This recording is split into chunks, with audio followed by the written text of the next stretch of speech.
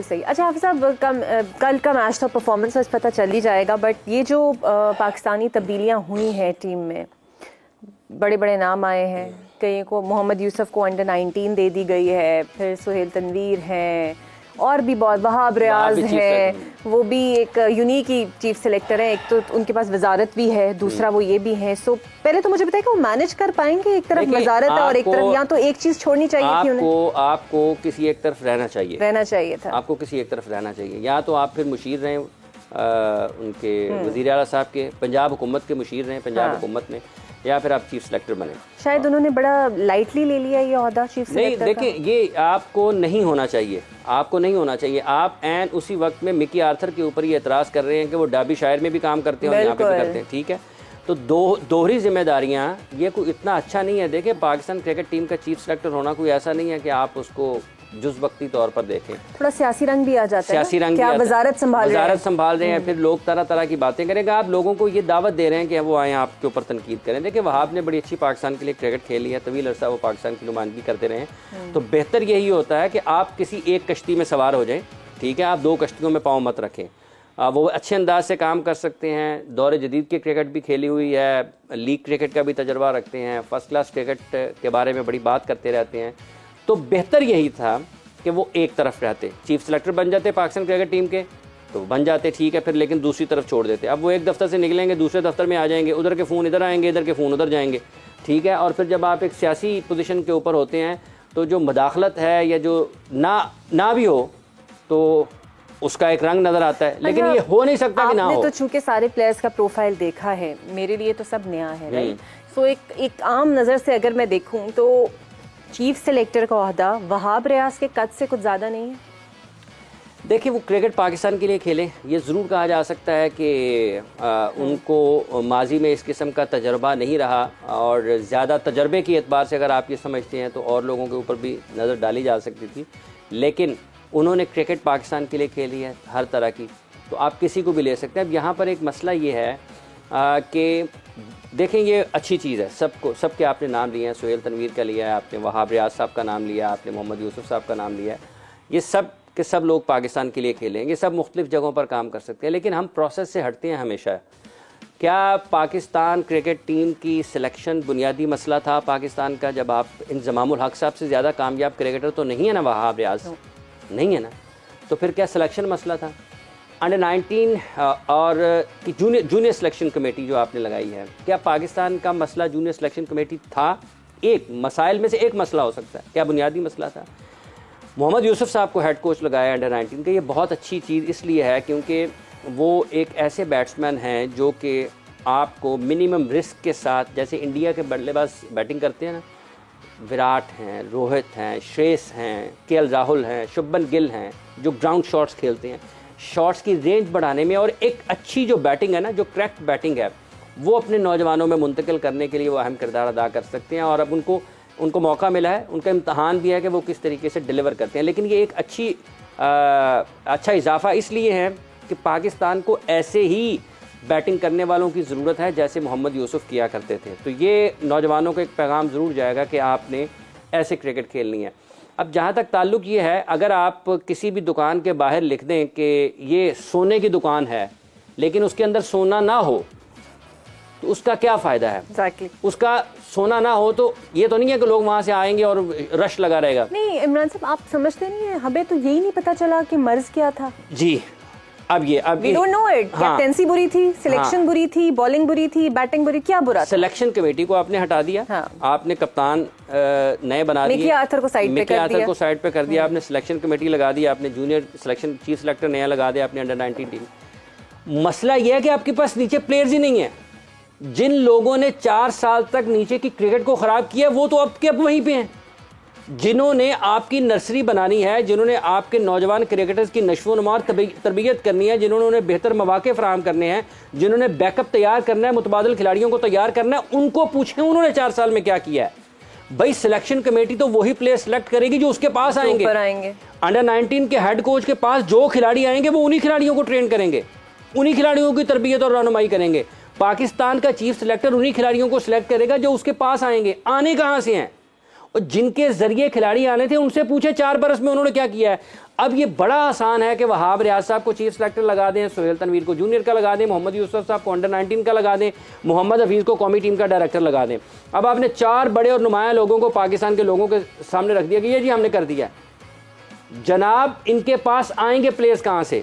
असल तो बात ये है जिसके ऊपर आपने अभी तक कोई काम नहीं किया और जिसके ऊपर सबसे पहले काम करना चाहिए था। तो जिस तरह जावेद मियादाद साहब ने कहा ना, शुगर मिल वाले चला रहे हैं। मुझे लगता है he is very sane in his advice कि उन्हें पता ही नहीं है क्रिकेट का। तो अब देखें, जावेद मियादाद साहब ने ये कहा है ना कि बुनियादी तौर पर जब आप अपने काम से हटते हैं और आप एक ऐसे अंदाज में रंग रोगन करने की या मेकअप करने की कोशिश करते हैं असल चीज़ों को छुपाने के लिए, या आप बजाय इसके कि दर्द सर में हो रहा है, पेट दर्द की लोगों को गोलियां देना शुरू कर दें, तो मसला तो हल नहीं होगा। ये देखने में बहुत भले हैं, वहाब आगे जी चीफ सेलेक्टर पाकिस्तान के लिए अभी क्रिकेट खेली है, कुछ ना कुछ कर सकते हैं। सुहेल तनवीर साहब मॉडर्न डे क्रिकेट खेली, मोहम्मद यूसुफ साहब पाकिस्तान के अजीम बल्लेबाज, लेकिन इनके पास आएंगे कहाँ से? उसके ऊपर तो किसी ने तवज्जो नहीं दी। बात है ना कि चलें, अगर हम ज़का साहब पे तनकीद करते हैं कि he is from the sugar mill background, सियासी आदमी है, नहीं चल सके, तो बैकग्राउंड तो नजम सेठी का भी क्रिकेट से कोई नहीं था, वो तो सहाफी थे, but he run it. Rameez Raja cricket से थे, उनसे नहीं चली। So every person is not a good manager. देखें, ये बुनियादी तौर पर चीज आती है कि आप में फैसला साजी की कुव्वत कितनी है। इस वर्ल्ड विजन आप क्या पढ़ सकते हैं दुनिया को कि दुनिया कहाँ जा रही है, कैसे जा रही है और हमने कैसे जाना है। इस वर्ल्ड कप में 10 टीमें थी ना, 10 टीमों में 10 कप्तान थे, ठीक है, जीतेगा एक ही, जो जीतेगा वही सबसे बेहतर कहलाएगा। इस तमाम टीमों में तमाम के तमाम क्रिकेटर ही कप्तान थे, लेकिन इसका ये मतलब नहीं है वो सारे के सारे ही अच्छे कप्तान थे, वो सारे के सारे ही अच्छे फैसले करते थे।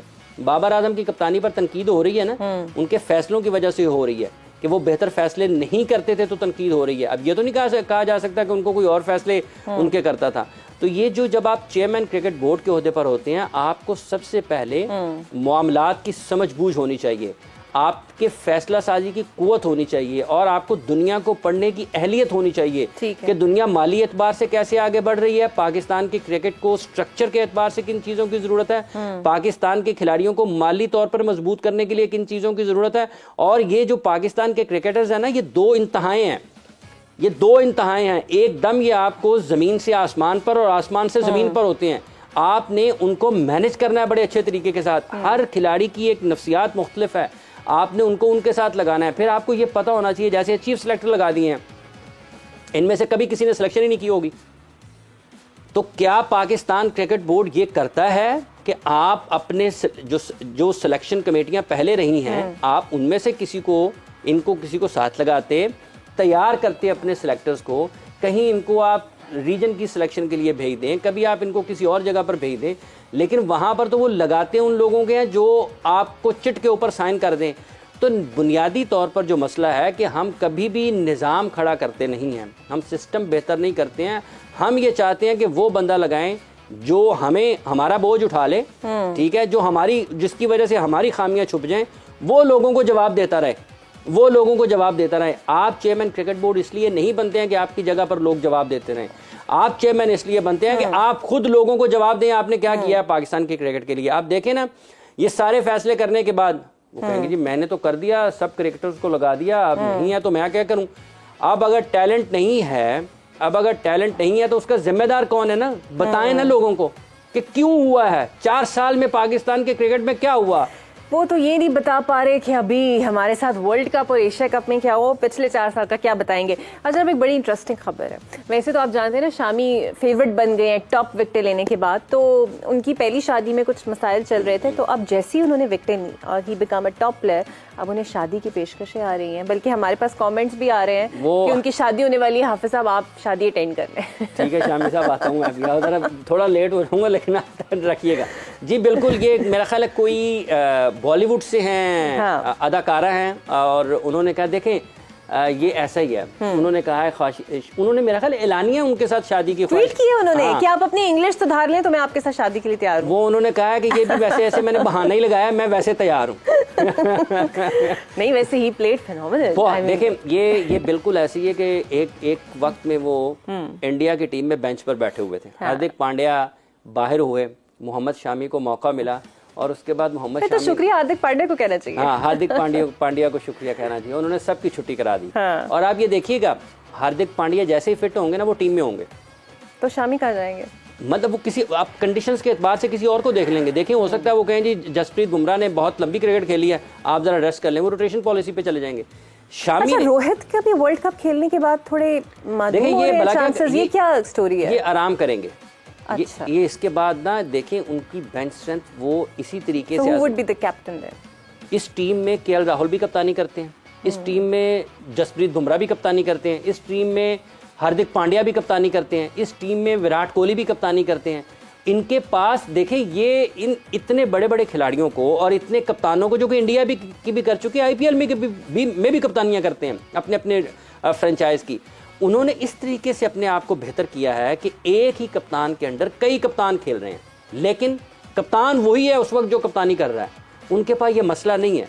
उन्होंने अपनी क्रिकेट को इस अंदाज में बेहतर किया है कि इनसिक्योरिटी आपको कम नजर आती है। बाज़ औक़ात आपने इन्हीं मैचेस में देखा है कि बड़े ही जानेहाना अंदाज में विराट रोहित को मशवरे दे रहे होते हैं, रोहित सुनते हैं। जब आपने डीआरएस पे जाना है तो केएल राहुल की सबसे ज्यादा इंपॉर्टेंस है, जो केएल कहता है वही करता है कप्तान। तो देखें वो लोगों को एक दूसरे की समझ, उनकी समझबूझ है, वो उस अंदाज में आगे चलते हैं। बड़ी अच्छी है खिलाड़ियों की। हाँ बिल्कुल। इसमें और आपके लिए एक सवाल आया हाफिज साहब, वो पूछ रहे हैं कि आपके हिसाब से रोहित और कमिंस की कैप्टेंसी में कौन बेहतर नजर आया आपको? इस वक्त ना वैसे तो आप कमिंस को भी नहीं कह सकते कि वो बुरे कप्तान है, वो भी अच्छे कप्तान है, लेकिन रोहित के पास ना रिसोर्सेज ज़्यादा हैं। कमिंस के पास ना तो कुलदीप यादव है, ना उसके पास रविंद्र जडेजा है, तो उसके पास लिबर्टी है, उसके पास आसाइश है, उसके पास विराट की आसाइश है, शुभमन की आसाइश है, केएल की आसाइश है, सूर्य कुमार यादव की आसाइश है, ठीक है। तो उसके पास वो तमाम चीज़ें जो है ना, जो उसके एक आप कहें कि उसके वो बुके में तमाम फूल मुख्तलिफ रंगों के नज़र आते हैं, जिसके ऊपर वो अपने ड्राइंग रूम में अगर उसको रखेगा तो वो उसको सजा सकता है ज़्यादा अच्छे अंदाज में। पैट कमिंस के पास वसाइल की कमी है। ये वो टीम नहीं है जो माइकल क्लार्क के पास थी, ये वो टीम नहीं है जो रिकी पॉन्टिंग के पास थी, ये वो टीम नहीं है जो स्टीव वॉ के पास थी। तो इसलिए इन दोनों के वसाइल में बहुत फ़र्क है, लेकिन पैट कमिंस भी कोई बुरे कप्तान नहीं है। रोहित ज़रा ना थोड़ा शार्प ज़्यादा है, मतलब आप उसको कहें कि वो हर वक्त कुछ ना कुछ विकेटें लेने की कोशिश करते रहते हैं, थोड़ी सी गैर मामूली अंदाज में कप्तानी करते हैं, तो नज़र भी आता है। फिर अपने खिलाड़ियों के साथ बहुत ज़्यादा गुफ्तगू भी करते रहते हैं, लेकिन पैट कमिंस भी बुरे कप्तान नहीं है, वो भी अच्छे कप्तान है। लेकिन इस वर्ल्ड कप में रोहित शर्मा दूसरों से ज़्यादा बेहतर लगे हैं। अच्छा, आज जनाब ट्रेंड पाकिस्तानी क्रिकेट में कर रहे हैं सैम अयूब, वो कहते हैं कि इन्हें क्यों नहीं तैयार किया गया ओडीआईएस? देखिए एक बात यह कि अभी उनके वो तैयार ही हो रहे हैं, अभी उनके तैयार होने का वक्त है। लेकिन देखो जो पाकिस्तान का एक मसला ये भी है कि जो बाहर बैठा होता है ना वो सबसे अच्छा लगता है, और जो अंदर खेल रहा होता है वो सबसे बुरा लगता है। साइम अयूब बहुत अच्छी क्रिकेट खेल रहे हैं। हाँ। 4 डे क्रिकेट भी खेली और 1 डे भी खेली, और उसके बाद T20 भी खेलेंगे। इसके बाद अभी वो 1 डे कप खेल रहे हैं। मतलब अभी उन्होंने 7 मैचेस खेले हैं, 386 रन और एवरेज 55.14। इनको अब देखें ना, लोगों को जल्दी है। मेरे ज़ाती ख्याल में इनको 2-3 सीजन पूरे खेलने चाहिए। इस दौरान पाकिस्तान के ए टीम के टूर्स होने चाहिए, और कहीं कहीं आप उनको पाकिस्तान के लिए खिला दें।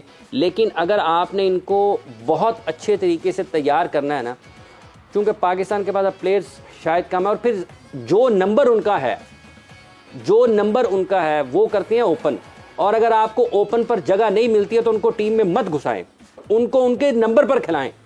ये पाकिस्तान में एक अजीब मसला ये भी है, कोचेस का भी और प्लेयर्स का भी। वो कहते हैं जी हम हर नंबर पर तैयार हैं जहां भी मौका मिले। ऐसा नहीं होता। क्या रोहित शर्मा अपना नंबर सैक्रिफाइस कर रहे हैं? क्या वो परफॉर्म तो देखें, पूरी टीम का प्रेशर ले लेते हैं। इसलिए नंबर्स बहुत इंपॉर्टेंट हैं। जब तक के साल 2 साल 3 साल जब तक साइम अयूब को नंबर उसका नहीं मिलता, उसके लिए इतनी क्रिकेट रखें कि वो दाएं बाएं हर जगह क्रिकेट में मसरूफ रहे। और वैसे भी ये ट्रेंड वैसे ही है जैसे आईसीसी की डेली रैंकिंग आती है। हाँ, ये हम किसी को भी ट्रेंड बना दें। बट अगेन हाफिज साहब की बात बहुत वैलिड है कि इनको खेलने दें, ये जहाँ खेल रहे हैं, make him a worthy of Pakistan cricket team. तो हाफिज साहब हम दोबारा इंशाल्लाह मिलेंगे, लेकिन कल के मैच में जनाब देखा जाएगा कि किसका जो पलड़ा है वो भारी रहेगा। हमें भी इंतजार है, आपको भी रहेगा। तब तक के लिए अल्लाह हाफिज।